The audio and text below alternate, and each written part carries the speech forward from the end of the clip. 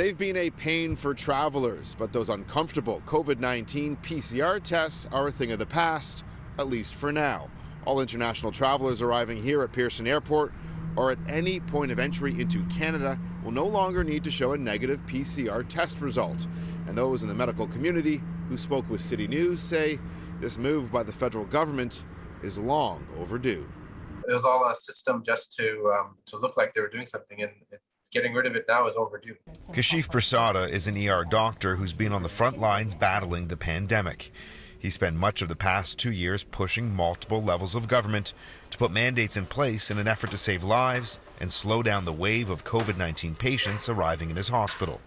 Though with the Omicron variant so widespread, he believes lifting PCR test rules for travelers is the right move. They might be useful to bring back in the future when another variant shows up. But at this moment, and it's been evident for a couple of months now, it's probably not that helpful to stop the spread of cases now. Here's what you need to know the next time you fly. Travelers arriving in Canada will still need to provide a negative test, but can now take a cheaper rapid test at a clinic 24 hours before they depart. Unvaccinated Canadian travelers will also be tested on arrival and required to quarantine for 14 days.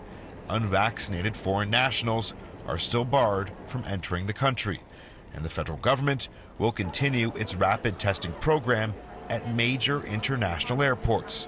So the question is, with some measures remaining in place, have any of these steps slowed spread or saved lives? It gave time for us to do a crash program of giving everyone booster shots. I think that's one of the reasons why we have a relatively low death rate compared to other places. So it might have helped at the start to really slow things down and buy us time. 6 months ago, yes. A year ago, yes, but not recently. Professor Kerry Bowman is a bioethicist at the University of Toronto. He believes that the government should further invest in wastewater testing to track any new variants from abroad. As for the rapid tests, which will now be mandatory for international travelers, he hasn't seen any data suggesting that they help at this point. If you don't have public confidence, you don't have much. And the way to have public confidence is transparency. And with that transparency, you have to tell people exactly why we need this now, not 6 months ago, why we need it now.